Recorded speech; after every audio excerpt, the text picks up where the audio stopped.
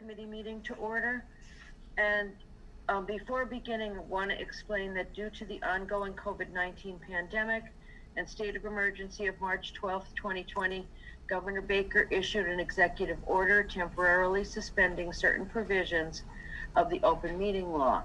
Pursuant to the order, public bodies are temporarily relieved from the open meeting law's requirement that meetings be held in public places, open and physically accessible to the public, so long as measures are taken to ensure public access to the body's deliberations through adequate alternative means.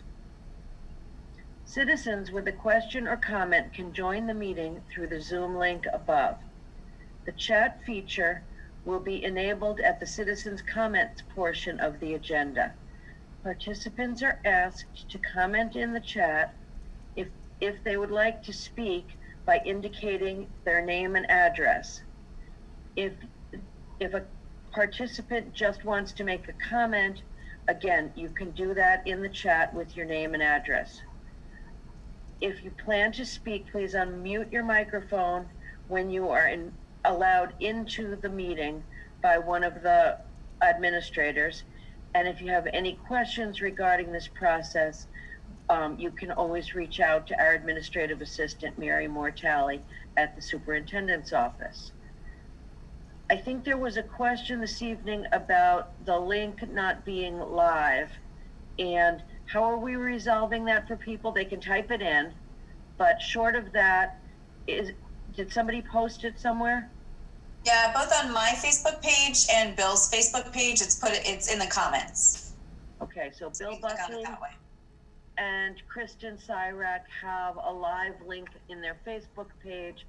I do want to point out that citizens' comments happen at the end of the meeting purposefully, because often the topic that somebody might want to speak about will be addressed during the meeting. So we would ask you to listen to the meeting and be fully informed by the time you get to citizens' comments. Okay, so this evening, unfortunately, we have another need for a moment of silence. Beverly Fusil was a more than 41-year employee of the Walpole Public Schools. She just retired a little more than 2 years ago, and unfortunately, she passed away about 10 days ago. Bev was just the kindest, sweetest, most dedicated woman. She loved reading and introduced so many years of children to the joy of reading. And in her honor, I'd like to ask the committee for a moment of silence, please.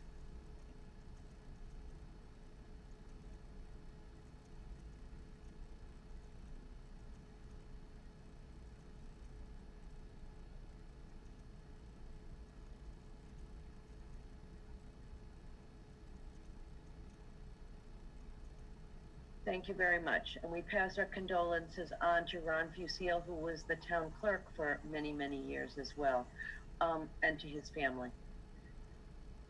Okay, the first order of business this evening is a recognition of two teachers who are just among many who have found a way to be resourceful and creative during this time. Dr. Goff? Yes, so Assistant Superintendent Bill Hahn will let them in as I'm introducing them. Teachers Suzanne Gallivan and Wendy Bruce have been integrating lessons between cohorts A and B, including math and reading games and having student discussion stories together. So Mrs. Gallivan and Mrs. Bruce, I won't steal your thunder. So if you want to share some highlights from these combined lessons, and just let the community know too what school and your grade too as well. So thank you. Okay, who do you want to go first? I say you, Suzanne.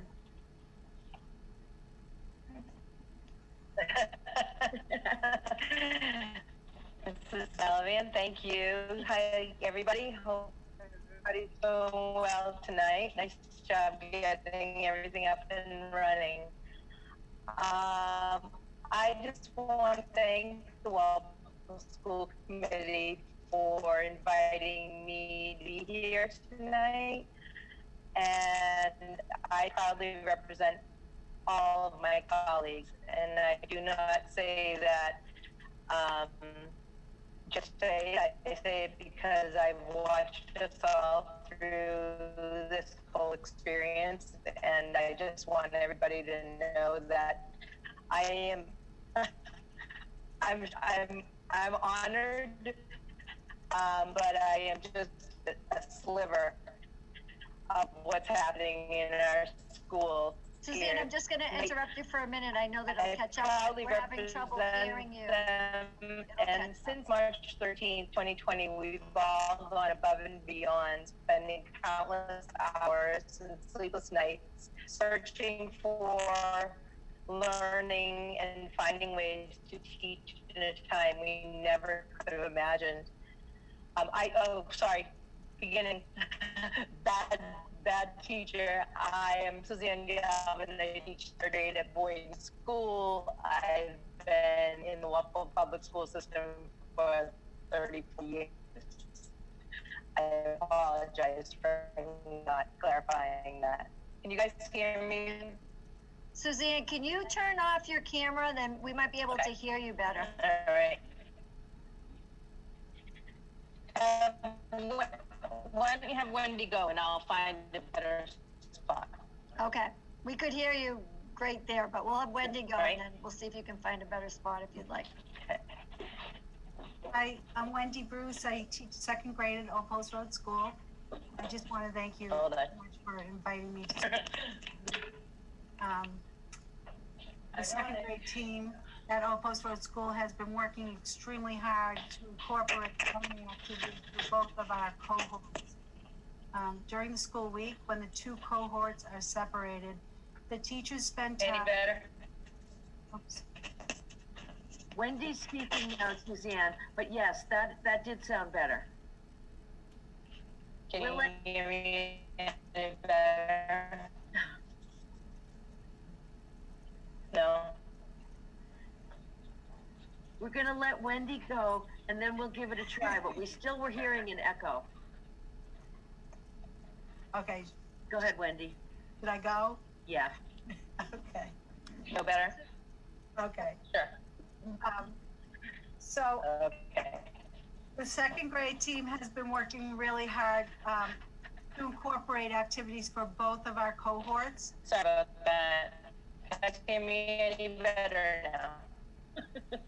I'm sorry. Go ahead. All Okay. right. Okay, I'm going Go to. ahead, Good. Take 3. Thank you. So during the school week, when the two cohorts are separated, the teachers spend time after our morning meetings to reinforce skills that have already been introduced to both groups. And on Wednesdays, we teach both groups at the same time virtually. During our math skill review, students are given the opportunity to share their thinking and solution strategies with both cohorts are learning from each other. These activities might include math games where the two groups interact with each other. For example, last week, both cohorts played a 2-digit addition game where cohort A competed against cohort B. ST math activities have been used so the groups can collectively use their estimation skills to solve a problem. Students eliminated choices using their hundreds charts based on the clues that were presented to them. And it was wonderful seeing the children explain their reasoning to each other. Mrs. Kelly, our math coach, has also helped to combine the two cohorts to support and enrich student learning. At reading time, the children have met in breakout rooms to partner read or have small group discussions about books. A daily highlight is when both groups meet virtually for a snack and a read aloud. It's a great way to connect both classes, and they really enjoy sharing a story and a snack together. Holidays are a special time for the two cohorts to meet. As part of the Thanksgiving experience, the children visited a virtual grocery store on Google Slides. They had a set amount of money to spend to purchase a Thanksgiving meal, which included an appetizer, salad, vegetables, turkey or ham, and dessert. And before the holiday break in December, the the two cohorts participated in a scavenger hunt based on the story The Polar Express. The children had so much fun searching for items and then sharing what they found with the rest of the group. As an act of kindness, the children created virtually crafts for the residents of New Pond Village as a way to cheer them up during the holiday season. Residents really appreciated the thoughtfulness of our students. Second graders have also been writing their own fairy tales, putting their finishing touches on the stories, and we're hoping to have the children use breakout rooms to share their stories with other second grade classes as a way to celebrate once the books have been published. Teachers have created a variety of opportunities for students to connect and build a classroom community. And as you know, we're not just talking about the second grade teachers. All teachers have been working extremely hard during this time, and the parents are also working as hard at home remotely. So we appreciate all the hard work that the parents are doing from the other end. Thank you. Thank you very much, Wendy. Are we thinking that we're just gonna thank Suzanne for trying to be here? Bill's gonna try to get her back on. I think she's in the queue here, so. Okay. Moved her back in. Your name on the board. Her video's off, but Suzanne, we're ready for you if you're ready for us.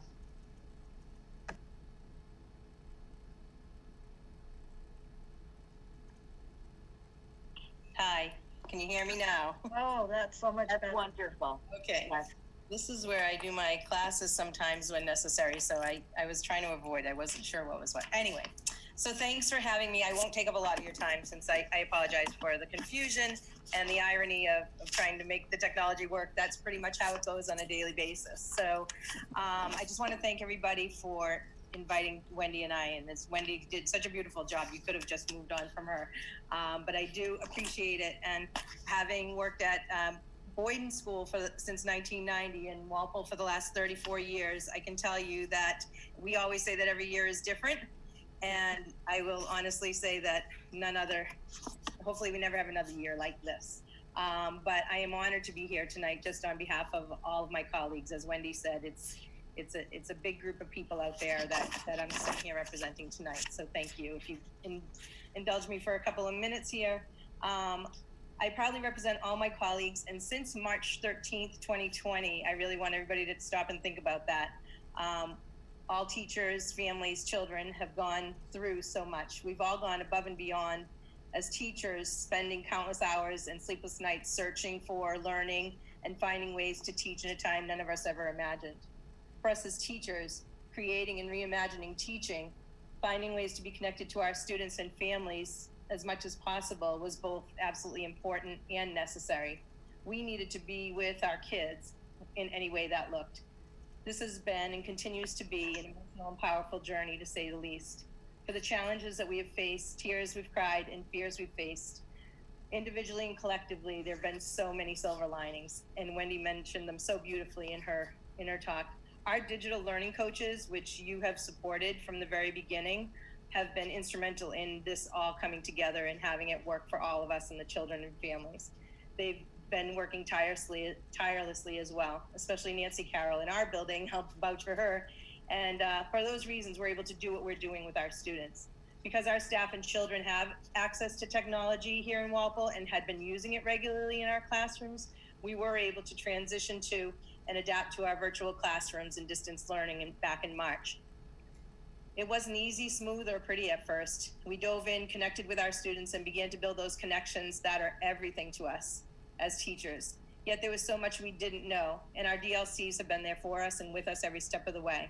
So much was being asked of us, and we continue to learn as we go.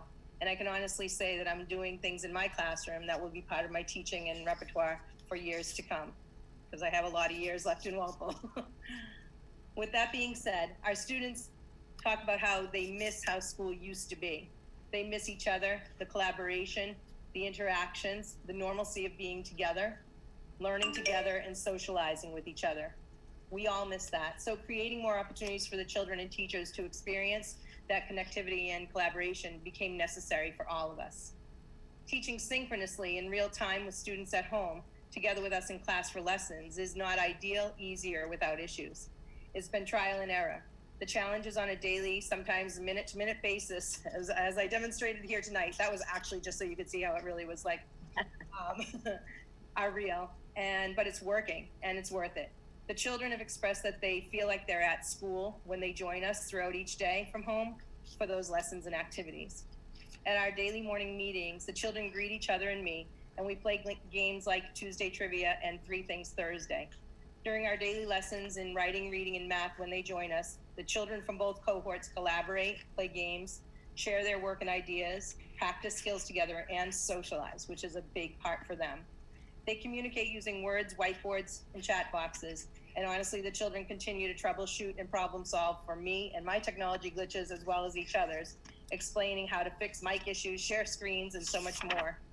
They've learned life skills such as patience, listening, speaking, advocating for themselves, problem solving, independence, compassion, and confidence as they interact both in person and remotely with their classmates. When we collaborate synchronously with both cohorts, after I do a mini lesson or teach a skill or concept, the children are often in breakout rooms, working together in smaller groups. I'm able to join those breakout rooms, and the children are engaged and invested in the tasks at hand. They share their writing, offering ideas, suggestions, and compliments.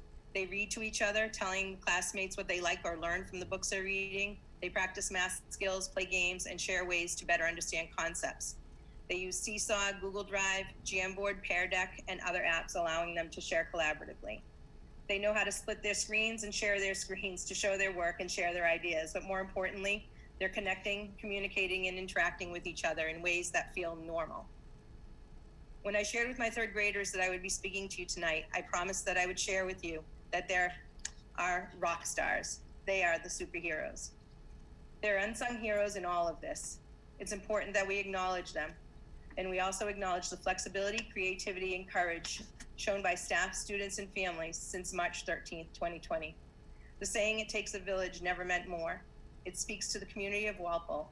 We need to take time to reflect upon, appreciate, and celebrate all the incredible feats that have occurred this past year in our schools. Remember, we're teaching and they're learning in the middle of a pandemic. So I thank you for inviting me here tonight to represent my incredible colleagues and students and families and share the joy and positive things that are happening every minute, every day in our schools. Thank you very much to both of you. I totally agree with what you just said, Suzanne, about finding time to celebrate the good things, because there really are good things going on, and the amount of effort that it has taken from all of you is so impressive. So the main idea tonight was just to celebrate a few examples of excellence and perseverance and resourcefulness that are happening every day. And just by chance, the day we were planning the agenda, I looked on Twitter, I think it was, and you and Wendy had examples there. But you guys made the point that there could be many other people's faces delivering a similar message. We just wanted to share with the community some of the excellent things that are going on. I truly appreciate that. Thank you so much. Any committee members have any comments for Wendy or Suzanne? Thank you so much for being here. We very much appreciate it. Thank you, That's all Suzanne. you've done for us. Appreciate it. Have a great night. Thank you. Thank you. Okay, our next item is a recognition of 2 of the representatives from the Walpole Teachers Association. Dr. Yes, Gottlieb?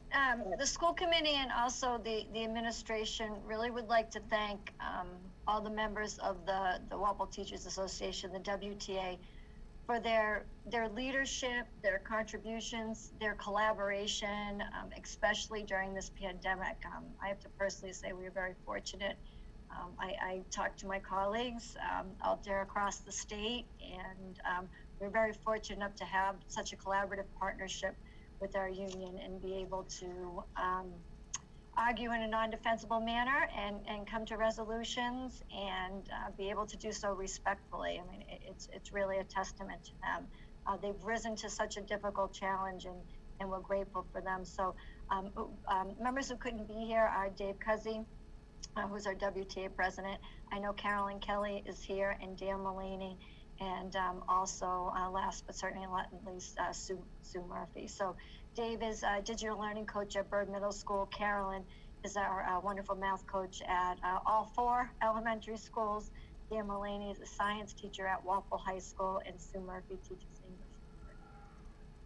So I leave it to you, Nancy, if there's anything you want to say, or any of the school committee members. Of course, I have a few words to say. But first of all, just welcome to Dan and Carolyn. I think it's very important for all of the school committee members to see face to face who some of the remarkable people are who will find time in their day or year to represent the teachers. Union relationships have changed, and Carolyn and Dan are people that I've known for a long time, and I think that together we've worked to really establish professional and strong communication relationships. It's a really challenging time, and I think some unions are not as willing to change. Ours has adapted in tremendous ways, and we just felt it was important for school committee members to meet the delegates that the teachers have elected, and our teachers are smart. They elect really good teachers because it just puts a lot of value when two groups sit down, if you know you're working with well-respected people. And that's mainly the reason that they're here this evening. We've worked hard to have an effective relationship. That does not mean we don't disagree. We disagree often, but in a professional way and in a way that has benefited the students of Walpole. So Deanne and Carolyn, I don't know if there's anything that either of you want to say, but we're here to thank you. We're here to thank Dave and Sue as well, because all through the summer, they've been working very, very collegially with the administration and with the school committee.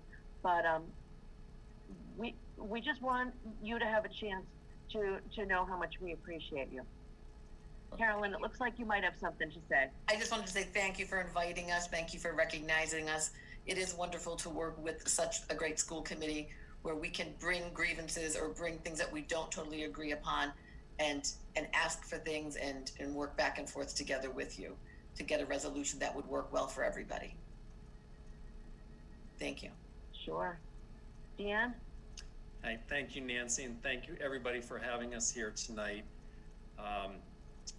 The relationships that we've built over the last, well, for me and Nancy, 25 years have really helped us over these last 10 months to be able to do the things that have needed to have been done.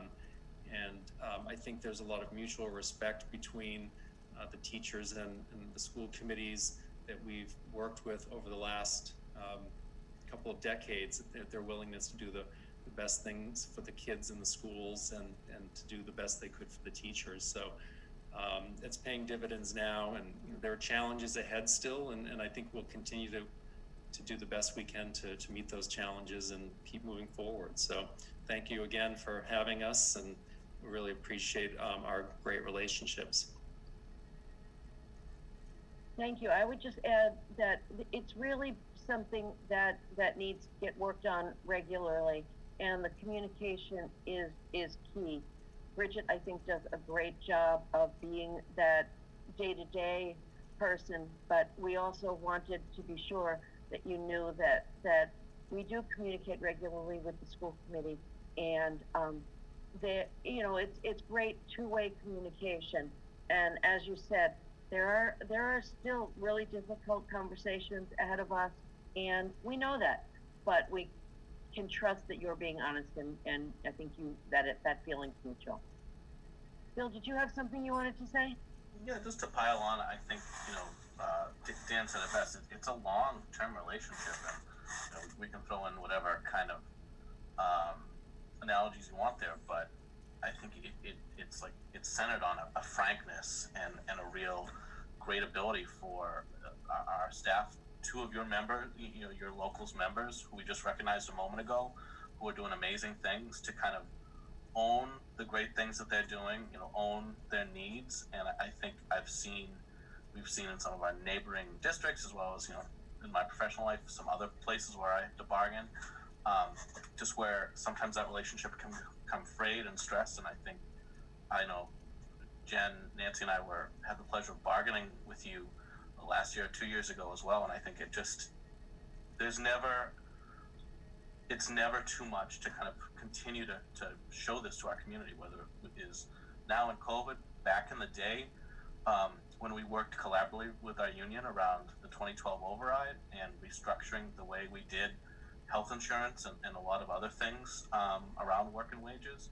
I think it's a testament to the fact that the people who work for the district have a central focus on our students, on the kids of Walpole. And I think when you start with frankness and you start with a focus on kids, you get, and a respect for one another, you get to where we are. And I think it's important often to highlight that, because I think people sometimes have this view of labor relations, a view of teachers, or view of teachers unions, or view of what have you, that might be national or colored, that is not happening here. And I think we would be in a lot worse situation on a lot of fronts if not for the great conversations you've been having with us. And sometimes I can sit on them, and I think they're very edifying with Ms. Murphy as well. And so I think we want to keep doing it. We want to keep celebrating it, because I think I wish other places worked as well as we did,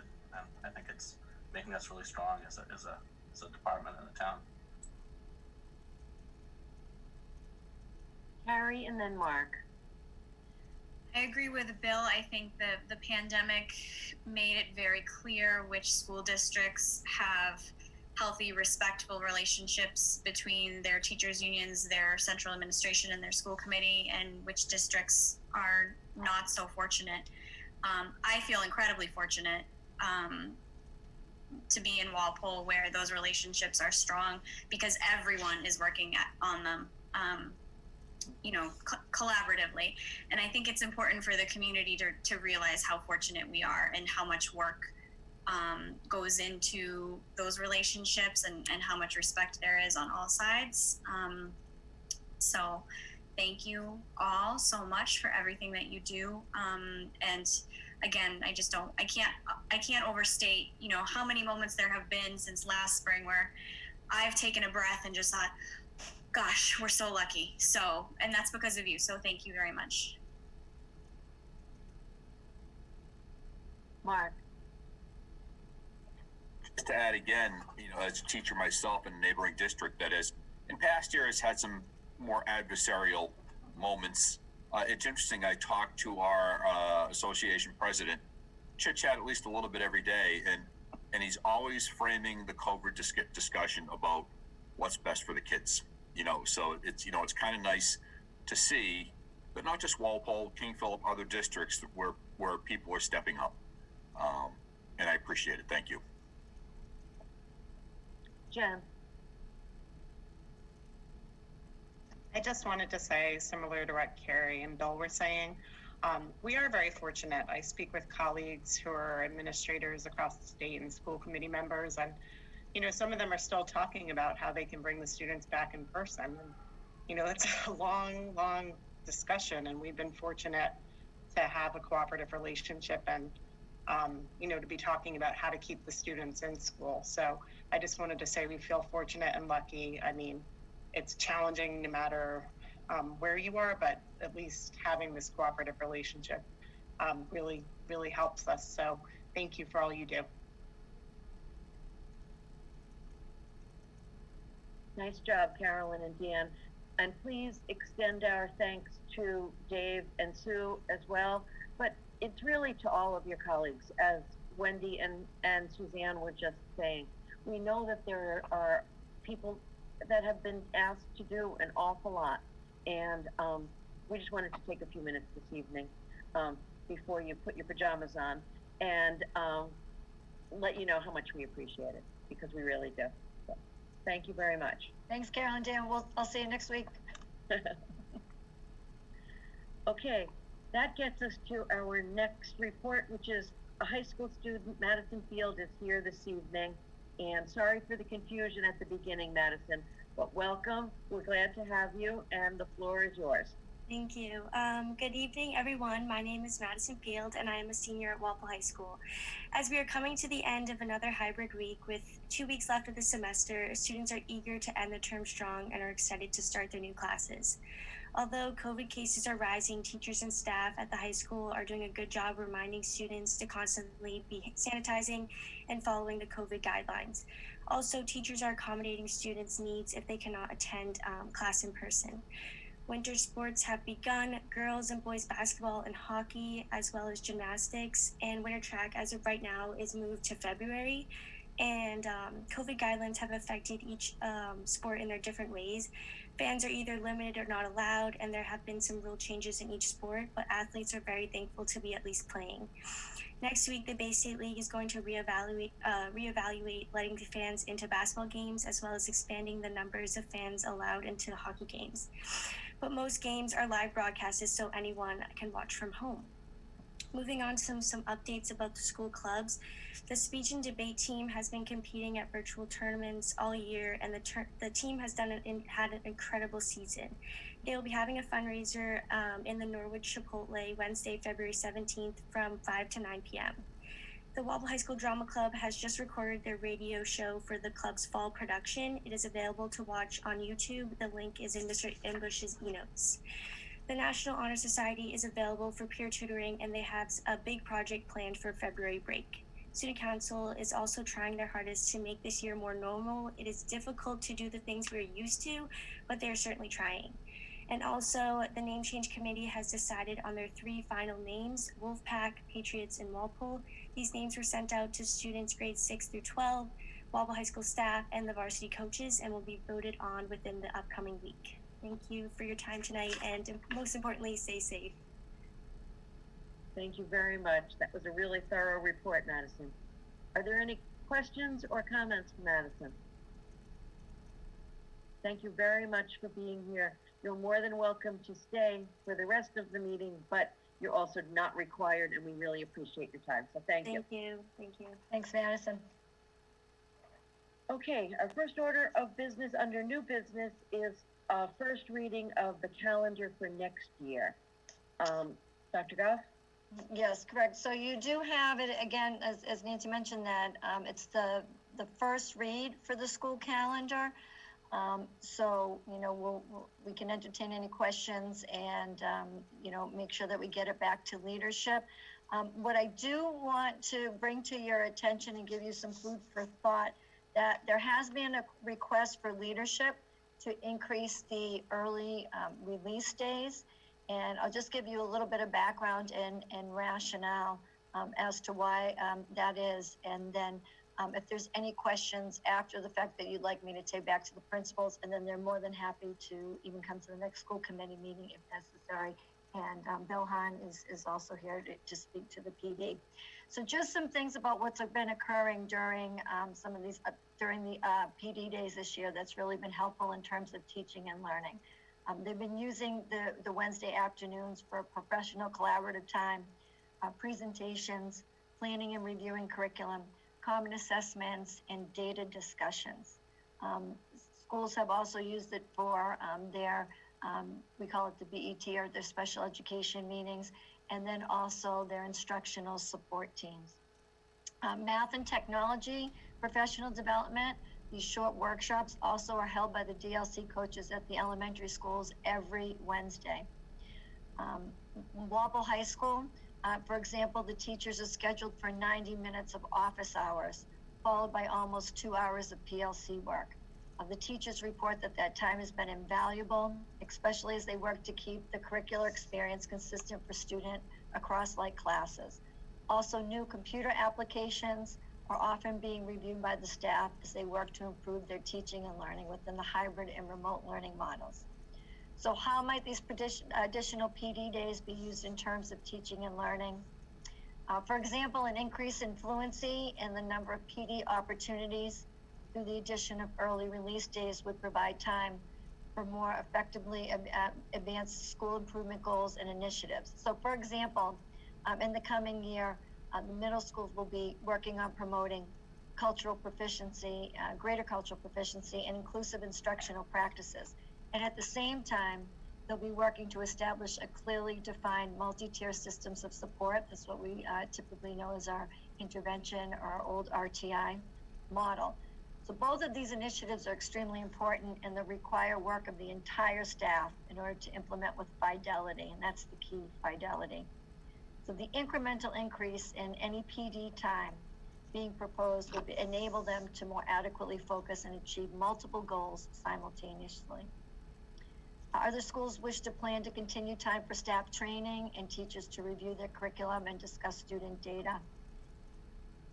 Department times that have traditionally been more infrequent in a regular schedule would create this common time.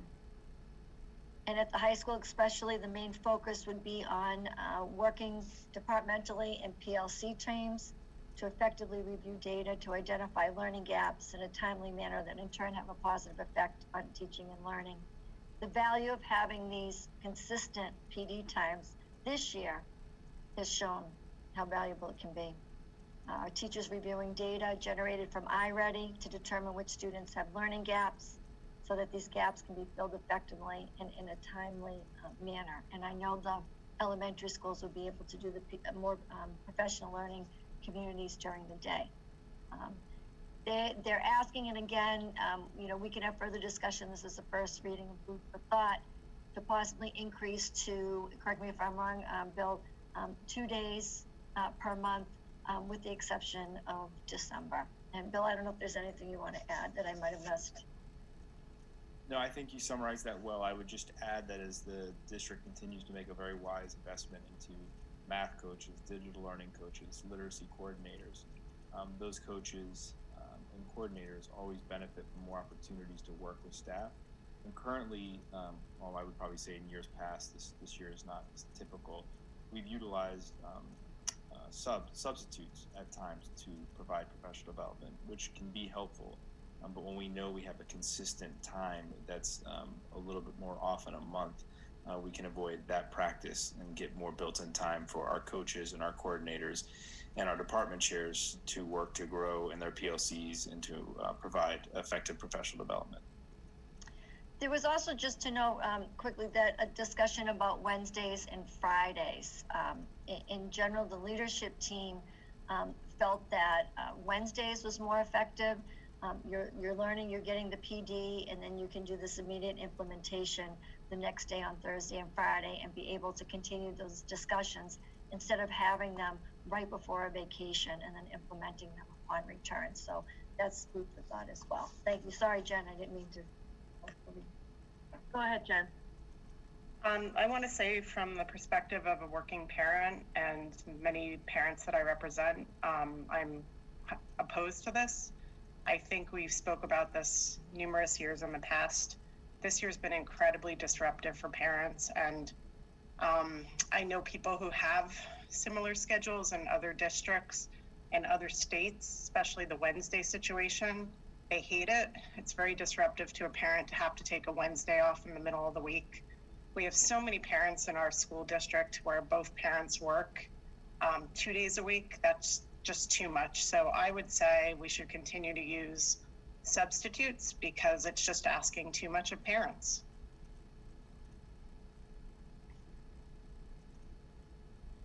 Carrie. I think I'm confused about what we're proposing, because when I'm looking at the school calendar, I'm seeing one Friday early release per month, but it sounds like you're talking about 2 days per month, Bridget?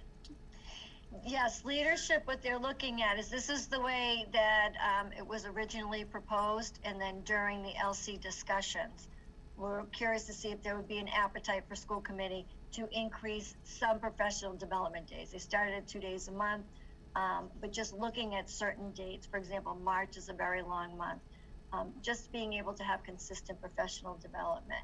So this again is a first reading. So it's discussing of whether you want to leave it as is, or if you're willing to add any PD days. For example, October has traditionally been parent-teacher conferences. So that day is lost for any terms of professional development. So we're really talking about two changes then. We're talking about increasing the number of days and also changing the early release days from Fridays as they have been to Wednesdays instead. Yes, and getting your feedback on that. Okay. All right, thank you for clarifying that. Mark? I'm wondering if it might be wise to keep it the way it's been for the sake of sort of consistently getting back to at least what we had before we try to modify it before COVID. Say that again, Mark. I'm sorry. So I guess I'm opposed to any changes, to any increase in PD. You know, I'm wondering if we need to kind of get back to a pre-COVID rhythm next year and not have to have parents adjust to a post-COVID rhythm that still requires some inconvenience for them.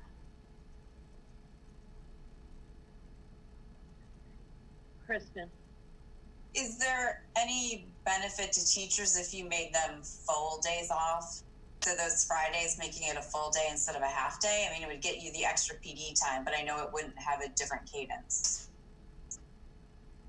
It wouldn't count as a school day either. You would have to add another day on to the calendar.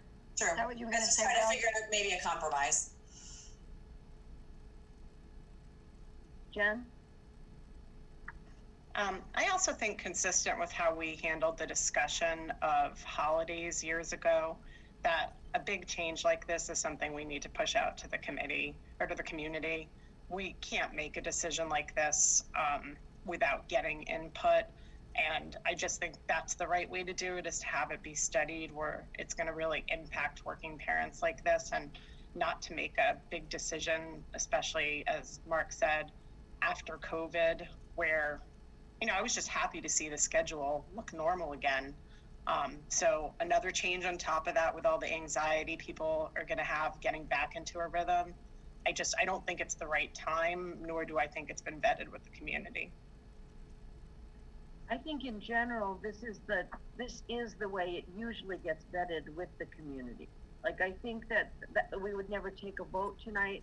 We might wanna leave more time than the 2 weeks between this meeting and the next meeting, and make sure that it's clear in Mary's notes that this is one of the things that is being considered or proposed, I guess, by the administration, would be the way to approach it right now. It's been proposed to the school committee for our consideration. I'm not sure where I stand on it at this point. I do think that if we have a professional development opportunity every week for teachers this year, because of the circumstances that we were dealt, we have something to compare to. And granted, so many things are different this year, but I wouldn't want to shut the door on it totally. I think I would find it helpful to see what a proposed change schedule would look like. I think that, as somebody said, it's really a two-part thing. One is the Wednesdays to Friday, or Friday to Wednesday, and the other one is more days. I think there might be, I would probably have the appetite for some more professional development, but I also do think that we need to be clear with the community that we see the value of the additional professional development time that is built into the schedule this year. We completely understand the disruptiveness of this year's schedule to families, and we are seeking input at this point, not because it's a case where we make our decision based only on feedback from parents, but we certainly do value the feedback from parents, and it certainly will be considered heavily. I guess that's how I would look at it. Carrie, then Bill. I'm searching the dark recesses of my mind to try to remember back to last school year, and it's hard because it feels like a lifetime ago, but am I correct that on half days in the past, on the Fridays, our extended day program has offered some programming, or is that not accurate? Mike's nodding his head. They have, that's correct. So I guess the reason I'm bringing that up is because I do agree with Jen that we're talking about two things, potentially two changes that are, would cause families to rethink their schedule perhaps, especially working families. And if we do decide to move ahead with one or both of those changes, we might want to think about what could we offer parents, in terms of through our extended day program or partnering with the RAC or something to acknowledge that fact and try to work with families if we do decide to make a change.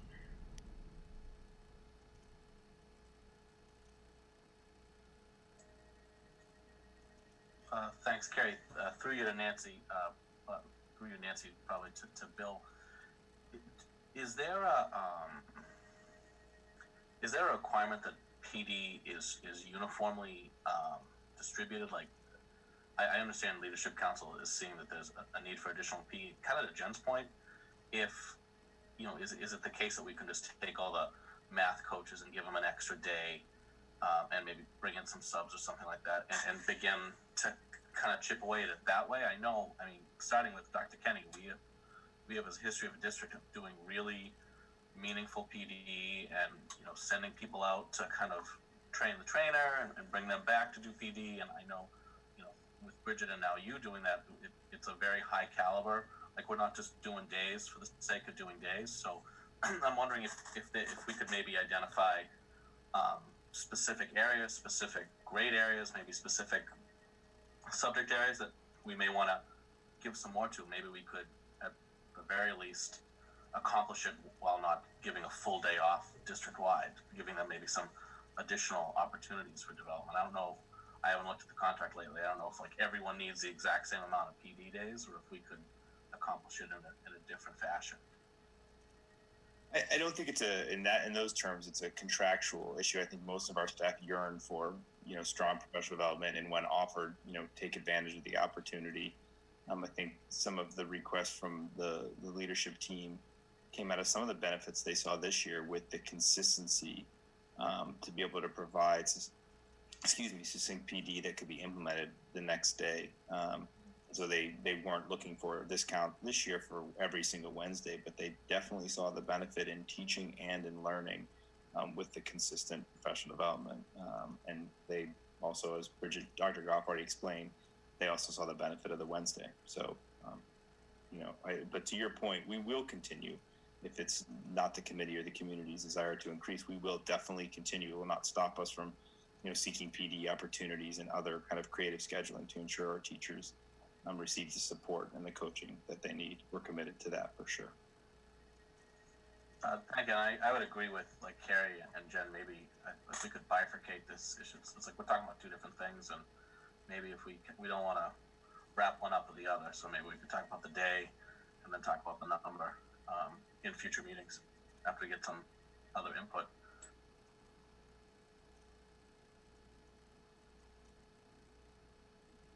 I think Nancy, you're on mute.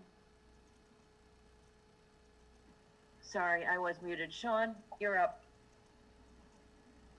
Thank you. I did want to thank the Leadership Council for brainstorming. One of the things I think we've been looking for is ways that we can bring some positive changes to education because of what we've been going through, and recognizing this and proposing this.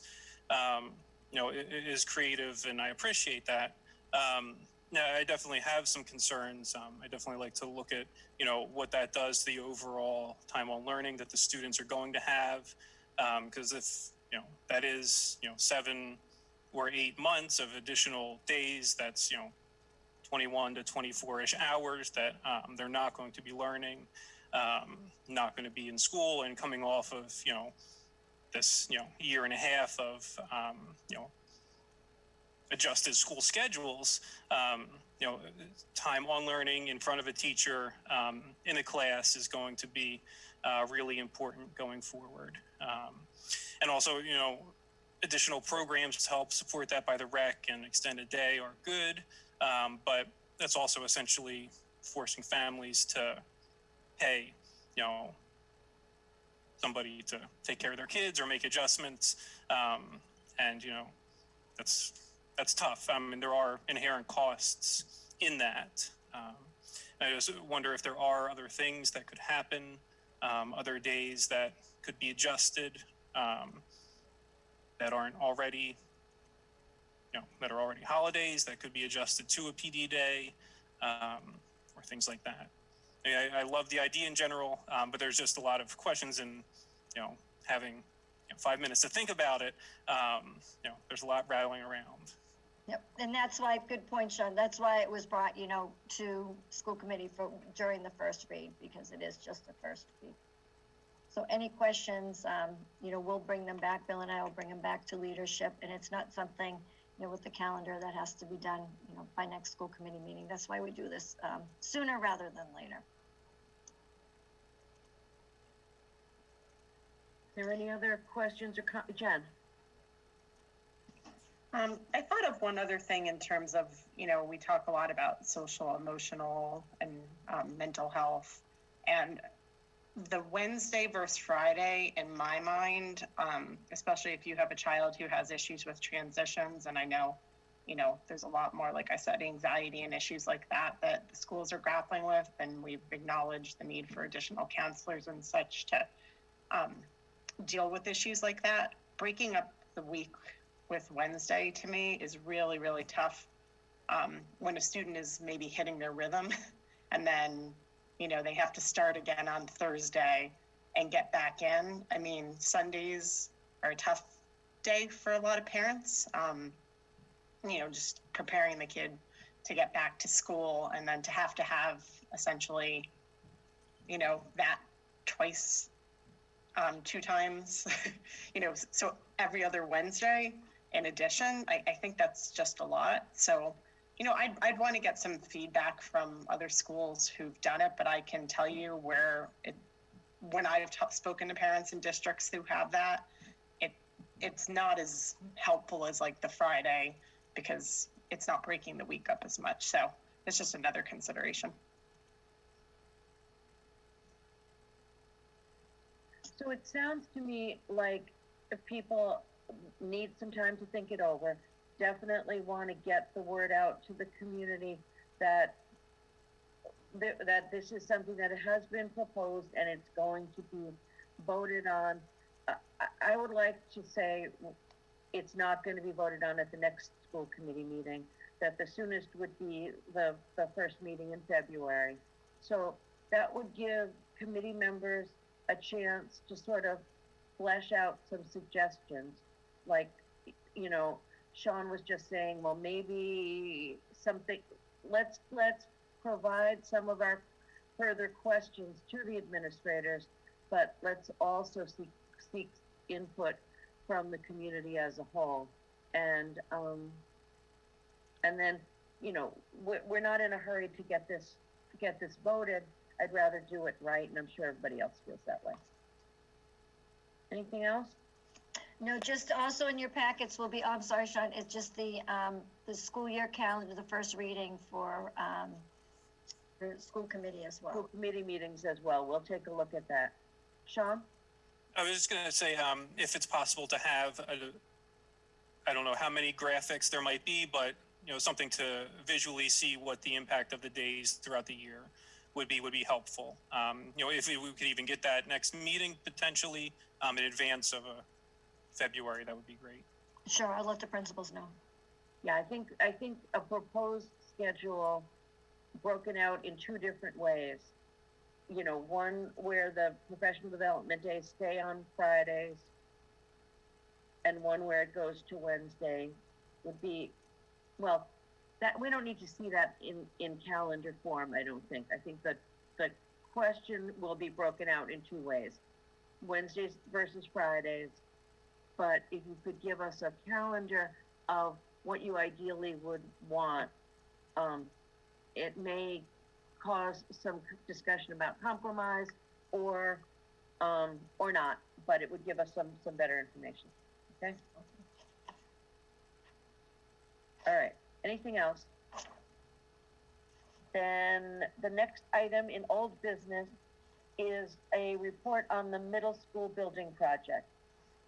Dr. Goff, do you want to say anything, or should I turn it right over to Mr. Breen? Sure. I know that, Mark, just to let you know that Brian Jarvis is here, so we'll have him pop in case, you know, the school committee has any questions after you speak. Okay, why don't we let Mark start, though? Sounds good. And welcome, Brian. So for the public to be aware, I'm going to give you a little bit of an update in the middle school project, if we could. And some of this is going to be review that many of you have maybe heard before if you've been attentive, and a couple of things will be true updates. So to review, in 2018, we submitted a statement of interest to the Mass School Building Authority to for their consideration if they would accept us into their program. And the way their program works is if we agree to follow their procedures, for lack of a better word, we are eligible for a great deal of reimbursement on the project. So there's quite a bit of cost savings. 80 districts applied. We were one of 6 that was approved in 2018. And the agreement, what they agreed to was for us to consider either a replacement for the Byrd Middle School or a new combined middle school, combining both Byrd and Johnson. So we brought in Compass Project Management, and Brian Jarvis is here with us this evening. And importantly, Brian is from Walpole, so he's got some community connections here. Then we brought in TAPE architects to actually design the school building. So we've had a school building committee formed for this past year, including school administration, town administration, school committee, members of the Board of Selectmen, the finance committee, the planning board, and community members at large. TAPE had prepared 7 different building options for us, you know, and again, various combinations, several sites, several positions on the Byrd site for a new combined middle school, a renovation of Byrd, an addition to Byrd, a renovation addition to the Johnson site, and a new school on the hill behind Johnson. The school committee made the decision that we were going to pursue a new combined middle school facility, that Walpole would move to having just one building. The building committee narrowed down the 7 choices that TAPE put forward to 3. And importantly, one of them needs to be an ad reno, because again, the Mass School Building Authority approved us for either an ad reno to Byrd or a potentially new combined middle school. So we narrowed it down to an ad reno project, and one potential siting would be for a combined middle school, sort of right next to where the Byrd Middle School is, in the parking lot side, not on the field side. And the other option, so the ad reno at Byrd, the new building at Byrd, new construction behind Johnson, on the hill behind Johnson. So again, we're pursuing a combined middle school, either an ad reno to Byrd, or a new building on the Byrd site, or a new building on the Johnson site. Let me look at my notes here now. So next week, the school building committee is going to present to the select board, get some feedback from them, I assume. By February 26th, the building committee needs to come up with one preferred solution of those 3. And again, we're talking about an ad reno at Byrd, a new building at the Byrd site, or a new building at the Johnson site. So we need to come up with that one preferred solution. Brian, you could correct me on the rest of the timeline here. And by September, we'd have schematics with cost estimates. The fall of 2021, town meeting would consider the project. It would make its way onto a town ballot, assuming town meeting approves that. Construction could potentially begin late 22, early 23. we'd have a timeline depending on the staging, depending on which of our choices we go for, of between 18 and 30 months. And we could be opening as early as fall of 2024. I'm not sure if I missed anything, Brian, if you want to add in. Oh, that's accurate. That's the general timeline at this point. So, and again, the key here is, so the updates here, the upcoming dates, the school committee, the school building committee meets with the select board next week. By February 26th, the school building committee needs to pick that one site. So the public, to the extent they have an interest in this, really need to let us know. And a number of people have been chiming in already. It's always great to see people chiming in. And then we move on from there. Yeah, and I'll add to that, Mark. We do have a community meeting scheduled for next Wednesday, the 20th. That's been advertised. Bridget sharing the flyer. Good timing. So we will go through kind of the update you just gave, as well as let people see what those three, quote unquote, shortlisted options are. They're also posted on the project's website, which is linked through the school's website's main page, so they can actually see what those options look like, and take a peek at what those concepts look like. I think you've probably seen them in some of the building committee literature, but we will talk through it at Wednesday to get some feedback from the public.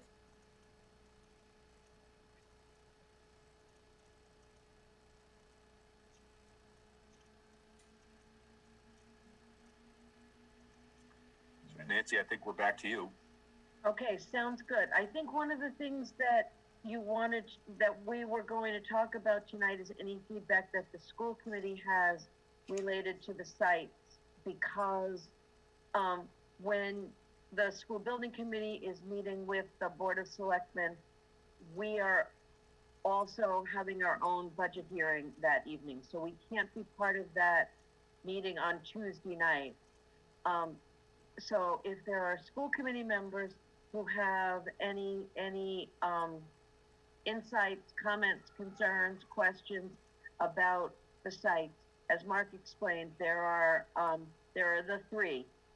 Potentially a building at Johnson. It would be behind and a little bit to the right of the VFW on the top of the hill there. And there's a bird site that is close to the current building on the Washington Street side. And then the third one is a renovation. So I'll open it up to, Carrie. This isn't a question for me so much as for the community, but Dr. Goff stated that, the community is strongly encouraged to find out more by watching the school building committee meetings. Can somebody give us a date of a meeting where maybe the three options have been discussed, and perhaps they haven't yet in a recorded meeting, but where would a community member go to kind of understand what the three different site plans are at this point, where exactly on each site the building would be happening, where entrances would be on various roads and things like that? Is there someplace the community could watch that discussion?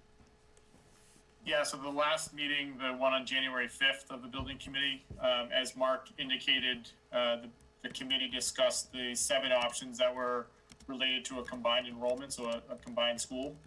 And in that meeting is where they went through the different criteria that they were evaluating all the options against, and narrowed those 7 down to the 3 shortlisted ones. So they go through each of those individual conceptual options and narrow it down. There is a document on the website that just highlights those 3, so the community members can look at that document and just see the concept layouts of each of those options. Okay, thank you, Brian. And there's a comment from Walpole Media in the chat about a meeting January 12th where those options were discussed. So are there 2 meetings that people should watch? I believe January 12th was when the Board of Selectmen discussed the sites as a select board. Okay. Similar to what we're doing this evening. Yeah, I think town administrator presented the 3 shortlisted options to the select board on the 12th. So that recording should show those 3 as well. Got it. Okay, so people can watch the school building committee on meeting from January 5th, and they could also watch the select board discussion from January 12th. Yes. Thank you. Yes. And full disclosure, there have been some recent concerns once those 3 sites were named. There's concern related to the wells that are behind Johnson Middle School. And that is what the Board of Selectmen spent a lot of time talking about in the January 12th meeting. Some of the commissioners, the water and sewer commissioners, have gone on record saying that they're concerned about that area. I guess I'm not an expert in this, but the 400-foot radius around a well is absolutely sacred. Like, you cannot build there at all. But the next area out is what's called the water recharge area. And that is, we would be building within the water recharge area if the Johnson site was chosen. And I don't know how many letters have gone to the full school committee, but I've seen probably 5 or 6 people stating concerns about the water recharge area. Bill. Thank you, Madam Chair. Thank you. Yeah, I think you said at the beginning, this is a good opportunity to get the school committee kind of opinion. Definitely. I'm not going to bury the lead. I think the Johnson site's a dumb site to put out middle school on. And I love the MSBA. I love what it does. And I think Chairman Breen gave a really good overview of kind of the process and how we got here. And you need to, part of that process is to evaluate all the land that's available in a community. And in a community like Walpole, when sort of buying a large parcel from another entity is off the table, you did your due diligence and looked at all the large parcels that we had within town ownership. And when you take out, say, the Fields complex, and you take out the town forest, you're kind of left with not that big of a pool. So I appreciate, through you, Nancy, to Brian, I appreciate the task you had before you to look at multiple sites.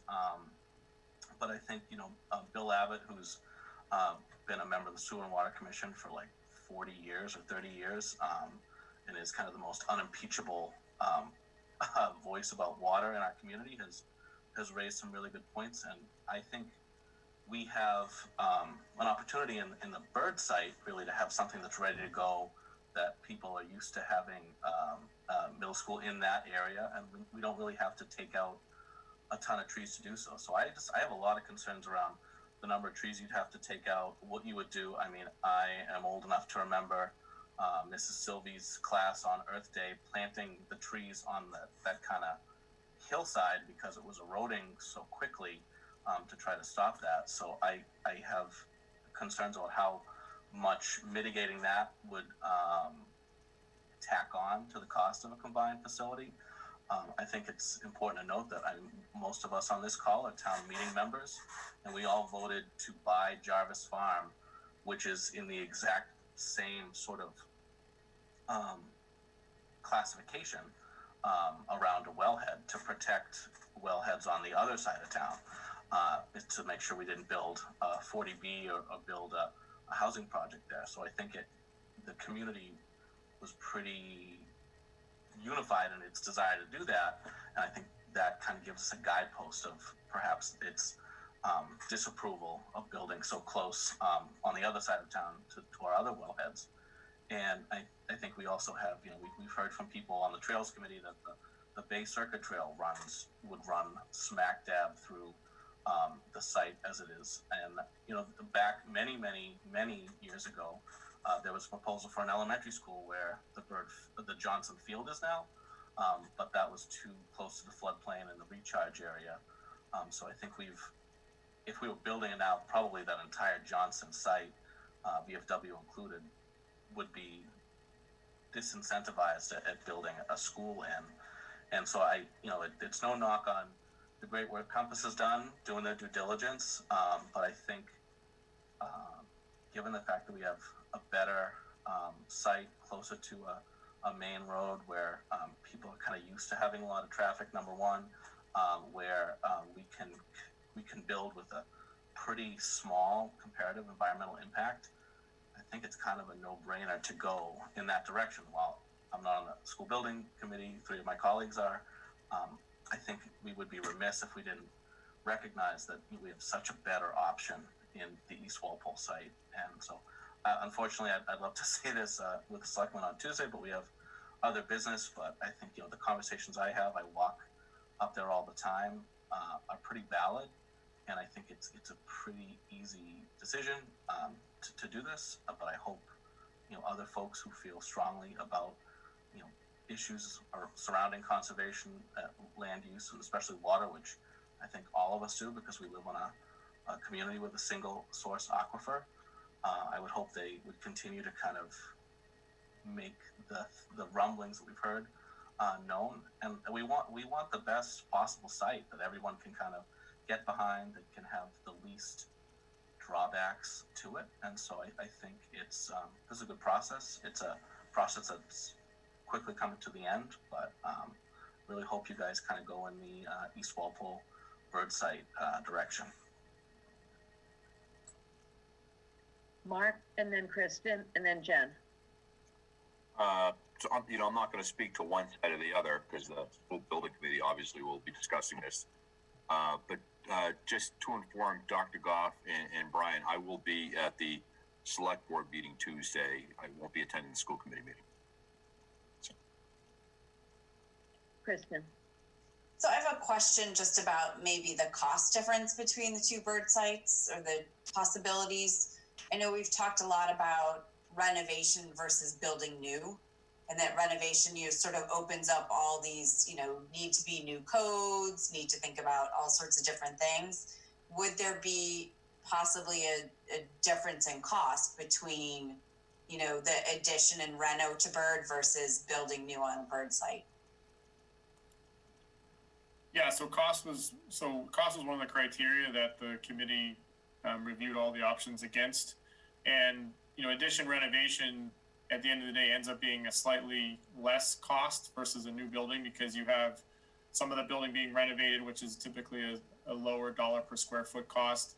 And then some of the building is new construction, which is newer, higher square foot cost. So when compared, the ad reno is going to be slightly less expensive. But some of the other criteria that come into effect is that it's not that much of a difference. It's not if you're talking about, tens of millions of dollars, you're talking about, $5 million roughly, give or take, is what the conceptual estimate comes up with. And then the other factor is that doing the ad reno starts to create a lot of peripheral costs for the project, such as possibly temporary classrooms and swing space, because you don't have the ability to move the entire school out. So some communities that do school projects have old schools or old community centers that they cycle schools through while they renovate other schools. Walpole doesn't necessarily have that option. So what ends up happening there is you start incurring more project costs, not necessarily construction costs. And the downside to that is costs like swing space are ineligible from the MSBA's perspective. So when you do the ad reno, while it might be slightly less expensive from a construction perspective, you're actually on the hook for more of the project cost because the MSBA doesn't reimburse for things like swing space. Okay, thank you. Is your comment related to that, Mark, or should I go to Jen next? I just wanted to speak to the cost as well. Okay. Well, go ahead. Take it in order. I don't know that I need to be number one, so I'll just put my hand up and I'll go on. Okay, go ahead, Jen. I was going to say that part of what I like so much about the process is that you're weighing a lot of different factors, and we color code charts and we try to make it as objective as possible. So, while some may characterize it as an easy decision, there's pros and cons of every site, and we are going to consider that. I just want the public to know that. Something weighing on the other side, Bill mentioned traffic and he mentioned the wells, which we certainly are going to look into. But on the other side of that, you have to think about the disruption to the children who are going to be in a building while they're building right next to it, and how that would impact learning during, the time period where you're building. So all of that will be considered. That's why it's nice to be able to talk through different sites and why the MSBA requires you to look at different sites so that you can land on something that, the community is satisfied with, and the committee is satisfied with. So I just wanted to say it's not quite as easy as just taking one factor, that you have to weigh everything and look at all different things. But they're really good at walking us through weighing out, even to come to the decision of which sites to advance. We did that color-coded chart, which was very, very helpful to kind of see where the cost came in, how it would impact different things in town. And I think we'll do a similar exercise when we're making our final decision. So that's it. And I'll add on to that. So we try to do that where it's a very transparent process, so that you're looking at a lot of different criteria that are important to the town, because every town's a little bit different, and especially how they prioritize that criteria. And then you also, the goal of that chart is to stimulate conversation, because people do have differing opinions, and then also it starts to flesh out some of the underlying issues.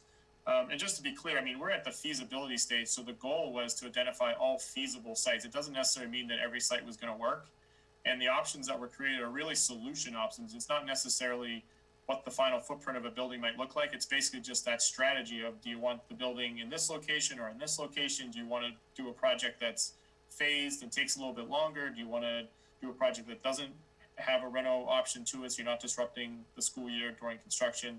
So those are kind of like the high level options. And people say site options. The site was one factor, but it's really kind of the project solution as a whole that's kind of being weighed at this point. And then as we narrow down to what solution is best, the preferred solution, which is actually the term the MSBA uses, we'll get into more detail of exactly, you know, what the site might look like, what circulation might look like, what entrances might look like once that decision is made. Mark. I would add, as a high school economics teacher, cost means more than just money, right? I'm actually doing this now in my econ class. You could say, piggybacking on Jen, the cost of an ad reno or at Bird or working on the Bird side is the impact on education. You know, especially if we're going to be breaking ground, say in a couple of years, kids in the elementary school that are going through all this COVID stuff, a couple of years from now, will be going through a construction site, right? And so that's a cost. And then we have the cost of the Johnson site, the environmental cost and the aesthetic cost. So there are these costs beyond the dollars that need to be weighed. Maybe some economics student is listening too, Mark, so you never know. Good point. Right, and I'll add to that to further Mark's point. I mean, a lot of the criteria, and if you haven't seen kind of those charts, I mean, the dollar and cents items were on there. Were there any particular, you know, quirky things about the site, you know, regrading, a massive amount of regrading? Did it impact the existing fields? Did it impact the school operations during construction? The impact to the environment, those are things. So it wasn't just all dollars and cents. There was a lot of different factors, and obviously those get prioritized and reprioritized as we get more information. So what's important to us as a committee is to know that we're moving along. We're going to be submitting a preferred choice during the month of February, and there will be a lot of discussion, as there has been this week and next, helping to create enough information so that when the school building committee meets on January 26th, I believe, that's when the vote will be taken by the school building committee. Correct, Mark? I think so. Yes. Okay. Any other questions or comments? Great. Thank you very much, Brian. Thank you. Have a good night. You too. Thanks, Brian. So our next item is Stephen Bush and the Walpole High School renaming effort. Dr. Goff? Yes, thanks, Stephen, for coming on. I know that Madison started off, so gave us a little bit inkling, but Principal Stephen M. Bush is here to update us on the Walpole High School renaming effort. So I'll let you go ahead, Steve. Okay, can you hear me okay? Yes. Yeah. Okay. So thank you for having me. Ron Dowd and I are chairing the Commission on Renaming. We have about 26 members. representatives of, across the board, teachers and coaches and students and community members. And I thought it was going to be a pretty quick, not too impactful as far as the time, but it's turned out to be quite a lengthy process. And we were in the last couple of meetings disrupted by some COVID issues too, with some members not being able to come to the meetings. And we sort of settled, we kind of came to a consensus on 3 names after quite a long process and long discussion. We had a total of, I think it was 610 submissions. A lot of them were repeats. So, approximately 160 names were given to us, and we brought that down to 3. And I put it out there last week that those 3 names were Patriot, Walpole, and Wolfpack. Since putting that out, I've received some feedback that suggested to me that I think we need to continue our work a little further and possibly add some more to that list. So that, I think, is going to be the plan, as opposed to putting those 3 out for a vote. It looks like we may put the commission back to work again to possibly add some more names to that list for the final vote that goes to the mainly the students. The voting will be it'll be all students in the district between grades 6 and 12, and all of the faculty and staff at the high school and coaches are the people who will vote on the final names. So it's a difficult. It was difficult to come to some consensus, and now I think it'll be even more difficult to add a few more names. But I want to get this right, and I want to make sure that we're putting out there what I think will be a decent final list of names that we'll be able to pick from.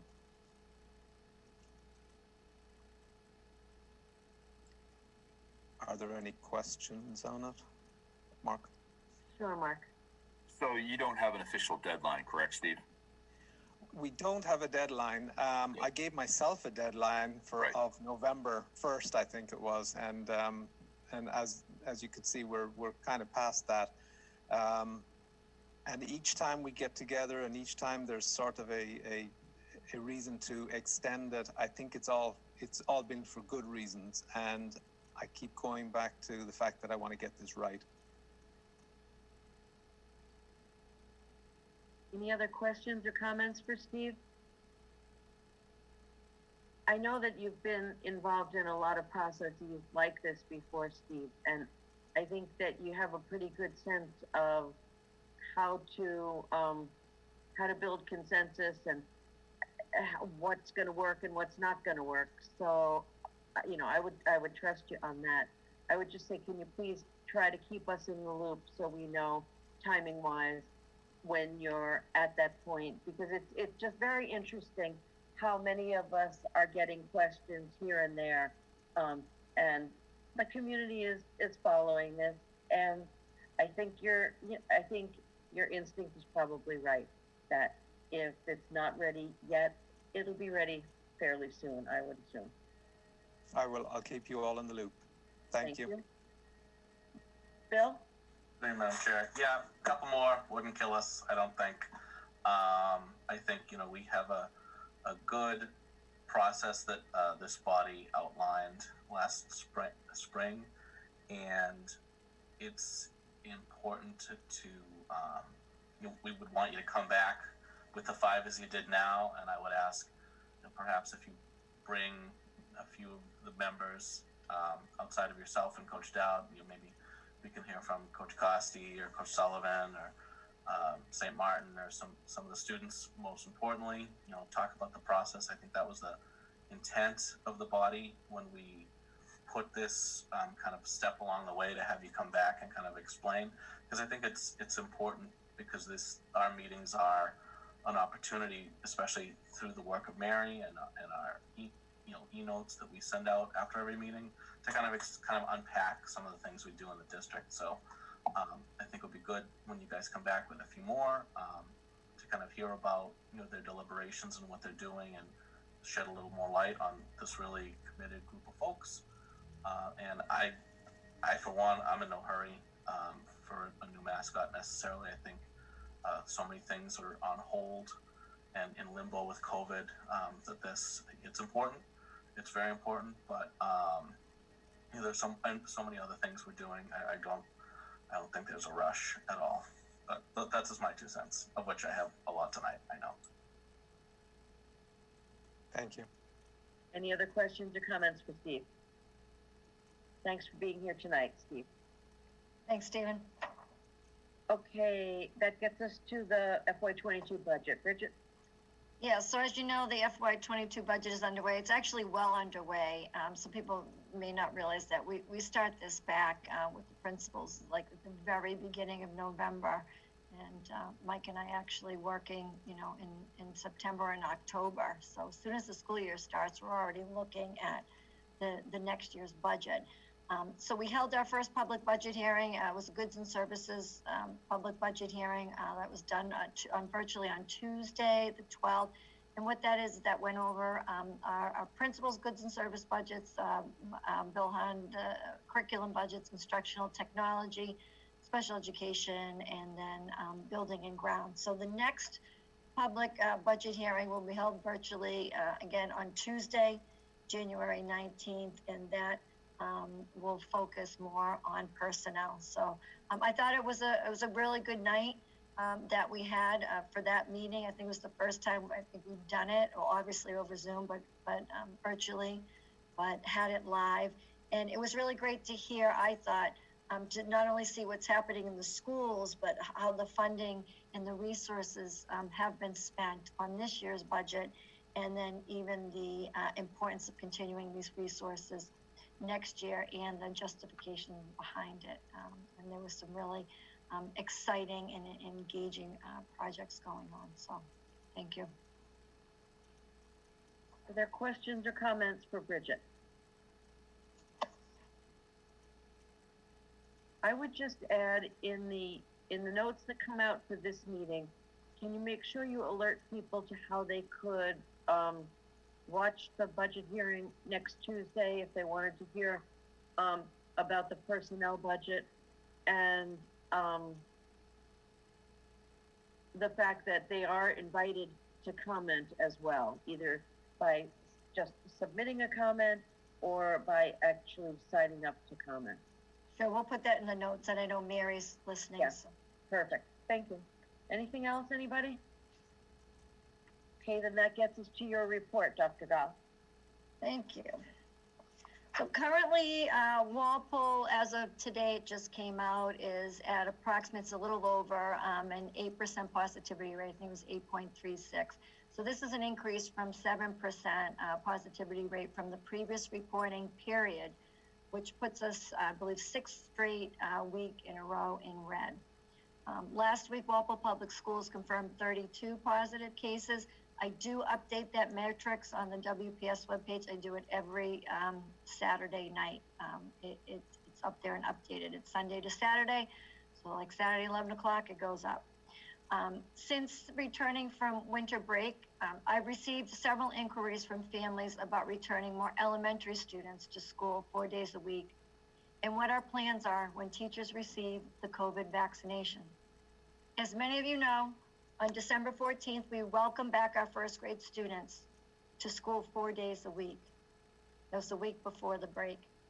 The solution to bring students back to each building required us to evaluate the number of students in each class and the capacity of our learning spaces in each school. In some cases, students were able to remain in their traditional classroom spaces.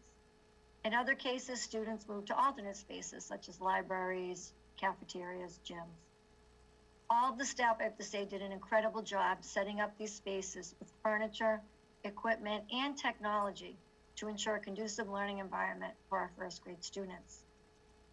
After we were able to have a successful implementation in grade 1, I've been working closely with the building principals to determine if we could expand the 4-day in-school learning for our second grade students as well. We recognize that the hybrid model has presented several challenges for our young learners. And again, we're evaluating all possibilities to bring more students back. If we have the capacity to do this and can do so safely.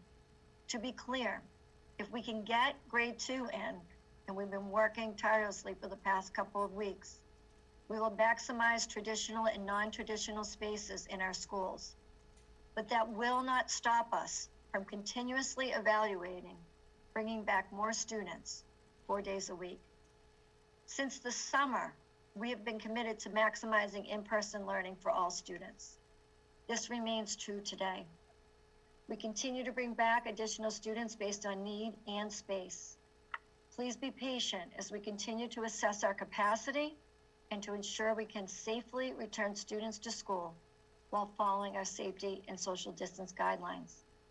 Let's be clear. We all agree that nothing can replace in-person learning and that we want our students back in school. The safety protocols that we have in place are working, cohorting students to minimize risk and assist with contact tracing, social distancing, cleaning supplies, and masks. As a result, unlike a high percentage of other school districts, we opened on September 14th.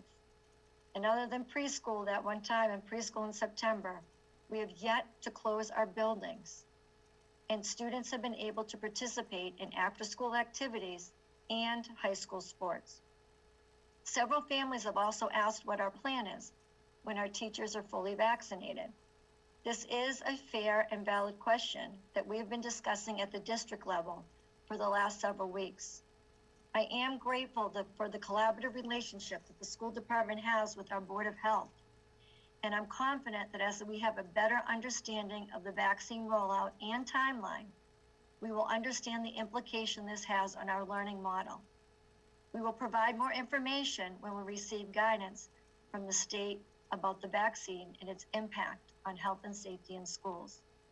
Please know in the meantime, we are preparing for many different scenarios, and we will be prepared to transition effectively when we can do so safely.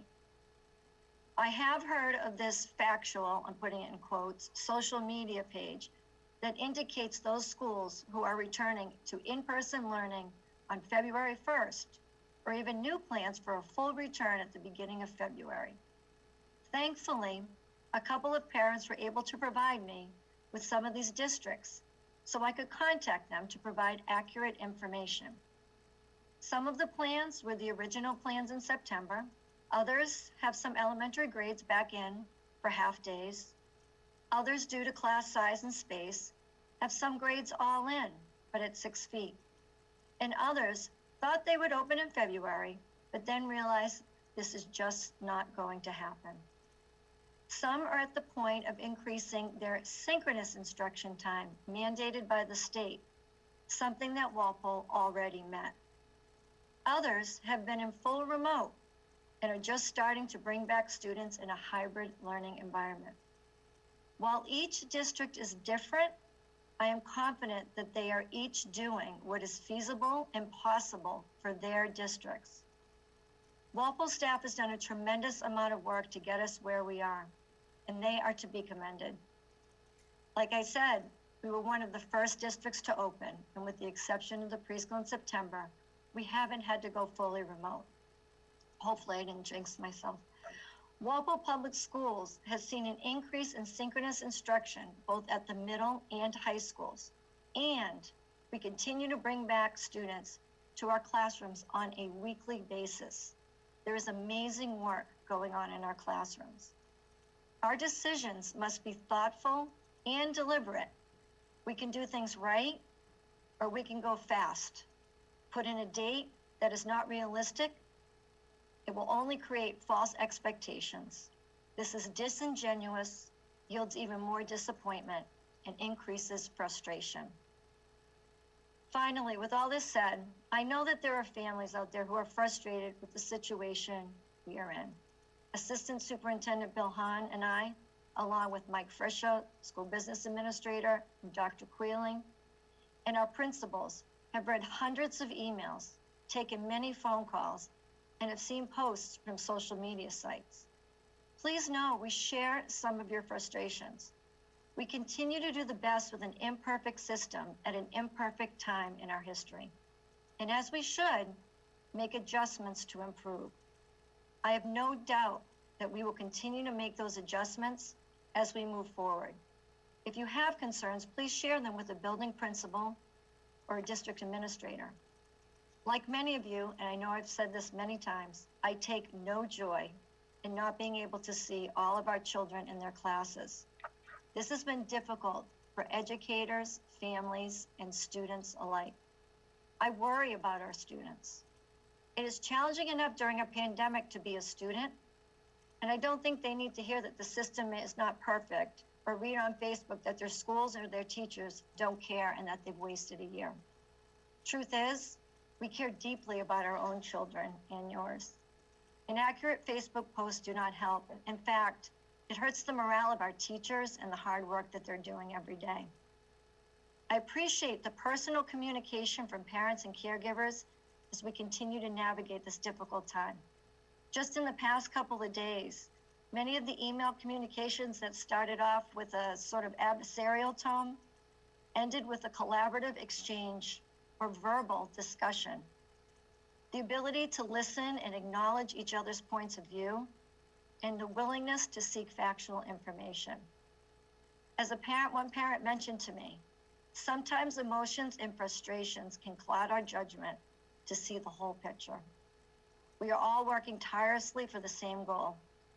We all want what is best for our children and our students. I appreciate your patience as our leadership team continues to work collaboratively with the Board of Health, the school committee, and the Walpole Teachers Union. I am fully committed to doing what is best for our education community and appreciate your support. On another note, in terms of the survey, in the coming days, families will receive a survey through the X2 portal. The survey will provide us with valuable feedback about the schools, health and safety of our students, and important information with student learning. As you know, we're committed to being reflective as we progress through this process. Please note, though, this is a little bit of a different note, that this survey is similar to the one that was given in October. So at the start of the survey, I will ask you to indicate if you took the survey. Hold on, I just have to get rid of this chat so I can see everybody. I'll ask you to indicate if you took the October survey. This is important because it will help us with benchmarking and with our ability to compare the results, these results from the ones in October. So that's why it asks you if you've taken the survey in October. You can still take it if you did not, but please make sure you fill out that box. Other updates, we have set the strategic planning for February 24th. That will be a Zoom session. For those of you that may not know, our district strategic planning, we review the district's progress towards achieving the goals, objectives, and our action steps. And school staff, our educational leaders, town board members, students, parents, and community members are actively engaged in this review and provide a variety of perspectives. And it really helps us prioritize the district to improve the academic and social emotional skills of our students. And the strategic plan will align with my superintendent's entry findings that I presented last year around this time. And what's really good is the LC goals in the school improvement plans are also aligned to the strategic plan. So it's that plan and then everything else aligned. So you should be getting, those participants should be getting an email tomorrow morning regarding the date and the agenda time. And I just want to get a reminder out about the community forum next Wednesday, 7 o'clock. We'll send that out again. Mary will send that out again next week. And just to remind the school committee that the next couple of weeks are very busy weeks for us all. We have meetings on Tuesday, Wednesday, and Thursday night. And then the following week, we've got the school building committee. Some of us on Tuesday and then school committee meeting on Thursday. So we're gonna be seeing a lot of each other. And I'll take any comments or questions, and Bill and Mike are here as well to answer them. Mr. Buckley. Through you, Madam Chair, to Dr. Goff, I just want to start off by saying thank you. I think many of us over the past couple of weeks, especially after folks got beyond Christmas, have been talking to folks, and we can hear frustration from all sort of levels, and to be frank, this sucks, and we know this sucks, and we all know how difficult this is, and I want to commend you because we talked earlier about professional development, and we've invested in you as a new superintendent, building these networks and being part of professional developments with other educators. And when you were brought sometimes very frustrated emails about, hey, Westwood's doing this, Cambridge is doing that, you use those contacts and that professional development to aggressively problem solve, as you often and always do, by reaching out to your colleagues and getting to the bottom of, was this an old report? Cambridge was going to start up. No, they're not. That's not the case. So I think it's important to be grateful for that piece and your ability to kind of reach out to folks where they are, and that's what I've been hearing from community members who reached out to me. That I talked to Dr. Goff, and we had a really good half an hour conversation. And I know if 3 or 4 people tell me in the last 3 days that they had a half an hour conversation with you, it's probably more like 10 or 20. And if we use simple math skills from Fisher School, that's a lot of time that you've spent just on this kind of piece. And I know when we talk about problem solving around getting the second grade, I think it's a space issue essentially. I think as you kind of alluded to.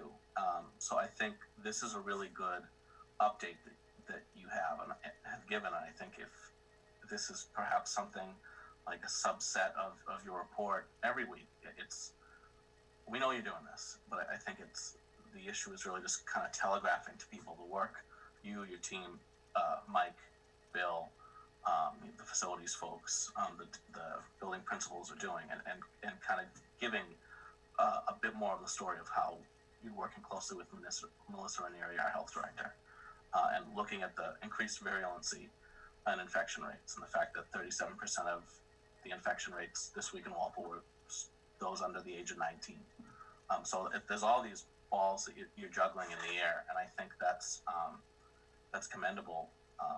But I think it's also a good idea that when you talk about not setting unrealistic expectations or just throwing a date out there that we're going to have to address, and realizing how deliberately we have to move forward with public health data, working in conjunction with the Board of Health, which really has a lot of say on what we do as a district as well, and their guidelines. So I think this is a really helpful exercise. I think this is something that probably would warrant being reprinted fairly fully in our notes and continuously revisited. But I think I'm just really grateful that so many people from the community have reached out and been really willing to understand better where we're coming from. And I think a lot of that is due personally to your actions, especially this week and last week, kind of going through Facebook and reading comments. And I don't go through Facebook. We send it to you, but enough. That just to Mr. Buckley, just two quick comments. The grade 2, I know that in the comments, people wanting to know, it's a twofold. It's capacity, making sure we have the space. We had to make sure that grade 1 was successful, and they just got in, the week before break, determined success. But while we were determining that success, we're looking and measuring and looking at spaces. So capacity is one issue and staffing is another. And the issue of full transparency, there could be one school that's like, yeah, we're good, we can get them all in. And then the other school is saying, are you kidding me? I need one staff member, and I have no space. It's going to take, X number of days to try to move everything into a gym or a media center. So it is a combination of both. And yeah, and to your second point, with just the colleagues and the superintendents, it is, you know, good to have that and to be able to pick up the phone and you know, to get their help. And it's unfortunate, you know, I'm fortunate to work in a community that is collaborative, and that we do work together, and I can pick up the phone and call a parent, and we can have a really good conversation. And I love having those phone conversations because, you know, we don't see as many people as we do. And unfortunately for some of my colleagues, that doesn't happen, and, you know, they're resigning or retiring. It's unfortunately, it's a hot job if any of you want a job as a superintendent next year. I think also, Dr. Goff, it's a testament to like the community at large that we haven't had to, you know, my friend's the chair of the Marshfield School Committee. Right after Christmas, they had to shut it down for 2 weeks because the level of student positives was way too high. And I think you look at, there's a bunch of other districts. My friend's a Catholic school teacher in Boston. She's been fully remote now 3 times. She goes back in, it's like a yo-yo. And I think people in Walpole are taking this seriously, are acting earnestly, and I think we're in the place we are because of everyone, you know, working in that manner. So that's commendable as well. Well, thank you, Dr. Goff. That was a great report, and I do agree with Mr. Buckley that if it can get clearly written up in the notes, that will help a lot of people. But I do see that we still have a number of participants probably waiting to comment during citizens' comments. So unless there are other questions, I'd like to move on.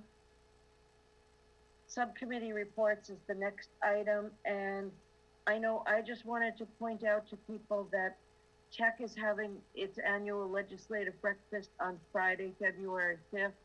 It's going to be done remotely, and you should be getting an email from me, and you're all more than welcome to join us at that virtual event this year. I guess you call it an unbreakfast when you have to bring your own, but that's what we'll be doing. Any other subcommittees need to report? Okay, then that does get us to citizens' comments, and I'm just going to explain the guidelines that go with citizens' comments because I do expect that there are people who are going to want to comment. Each person wishing to speak should limit his or her remarks to 3 minutes.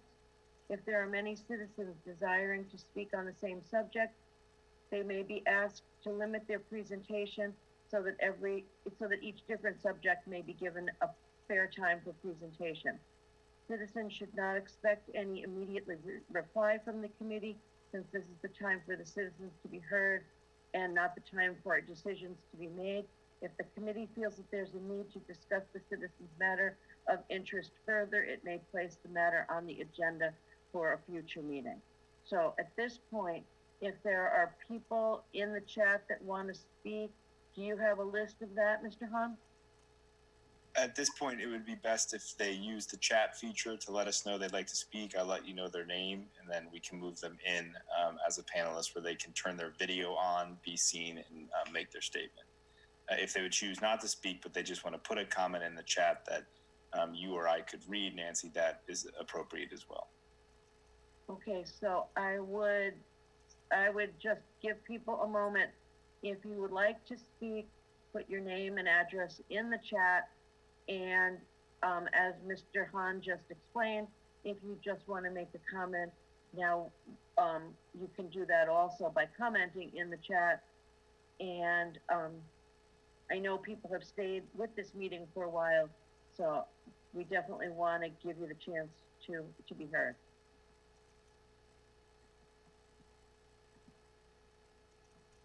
While we're giving people a moment, I do just want to recognize that there was one comment that I believe was already addressed. So last name Lee, if you believe your comment was not addressed, you know, if you want to ask for clarification, we can do that. But I believe Dr. Goff ended up. Okay, great. Thank you. I see your response. Okay, thank you. I just want to get clarity on that.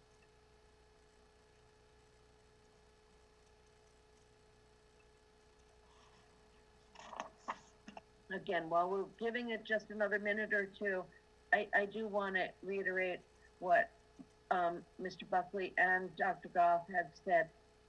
We appreciate people's frustration. We know that it is wearing on people, and I think we all felt like, wouldn't it be great when we turned the calendar to January if everything just started looking great? And it's going to take a while. But the amount of work, the amount of effort, and the amount of time trying to be communicative that the administrators are putting in is pretty impressive.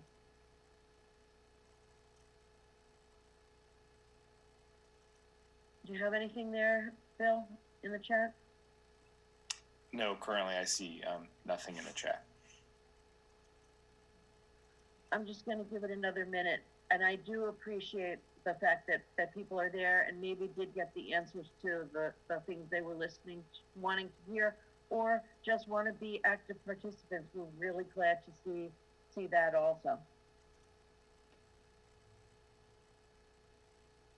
As a matter of fact, why don't we do the warrants, donations, and minutes? And one more time before we close the meeting, I will come back and see if there's anything in the chat.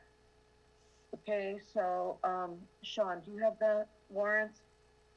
I do. Yeah, why don't we handle that, please? Sure. I would like to make a motion to approve the following payroll warrants for the amounts listed in your packet.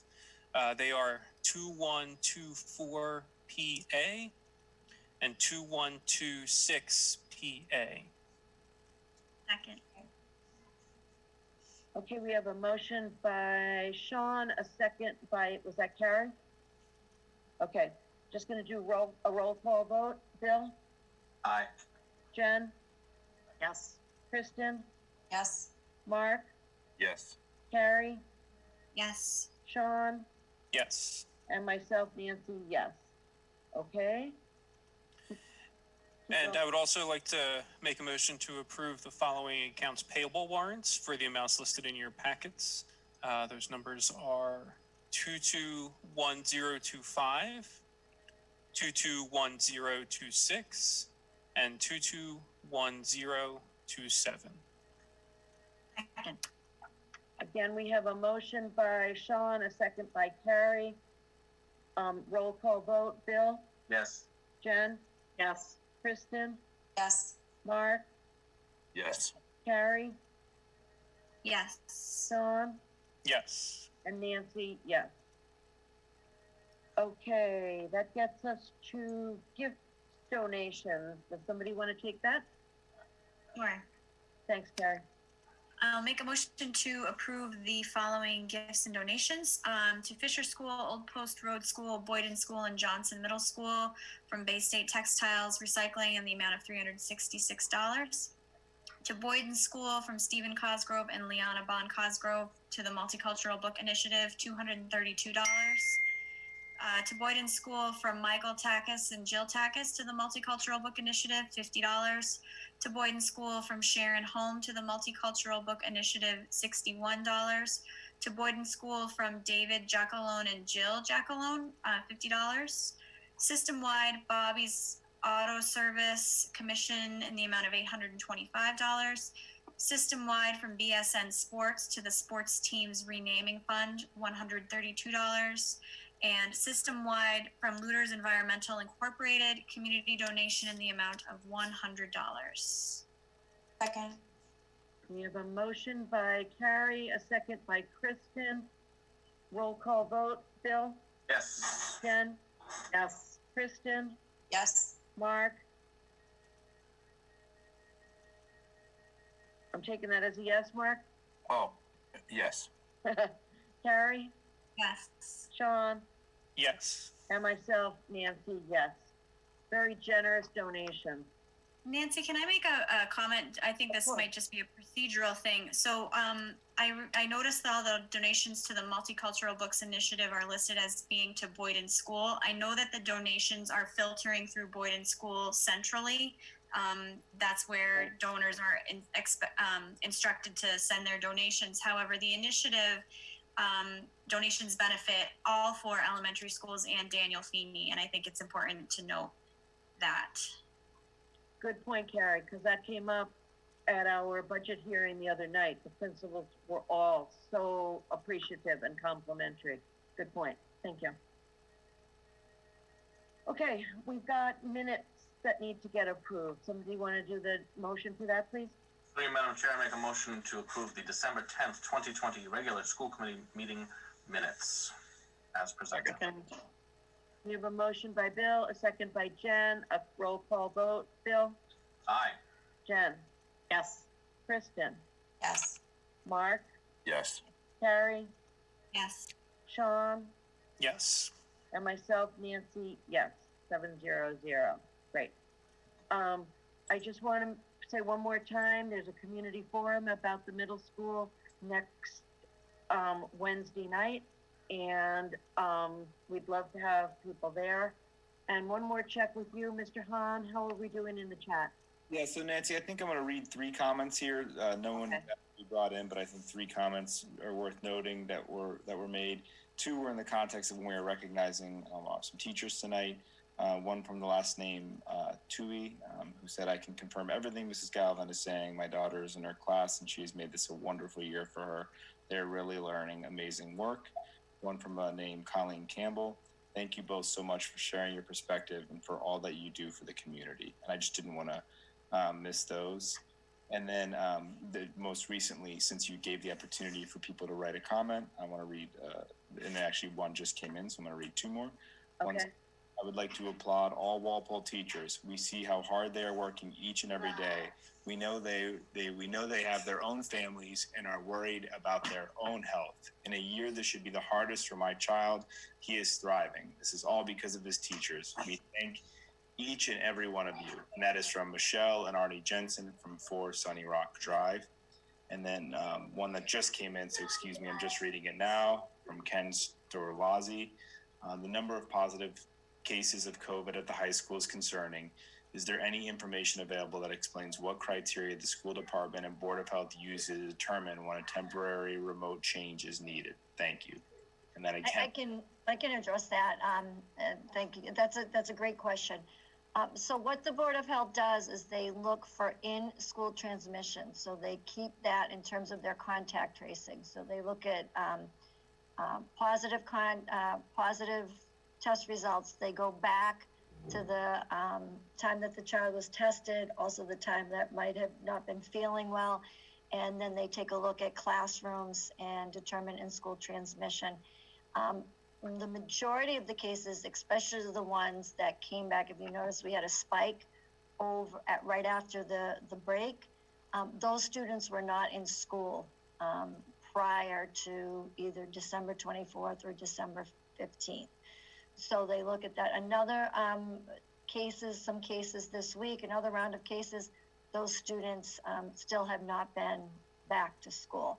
So they're looking at that and determining, and if they determine that there's in-school transmission, then they'll notify Kathy Garvin, who will notify me, and then we have a meeting. And fortunately for me, being at the town hall, is that I have the Board of Health right downstairs below me.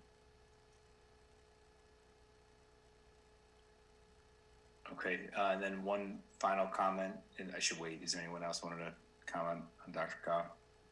Okay. I think we're good. One final comment came in while Dr. Goff was speaking from Chandler Sullivan, Lisa Grasso, and Julie Lipinski, both fully remote teachers. They're part of our full remote learning management system, have gone above and beyond this year. Thank you for everything you all are doing.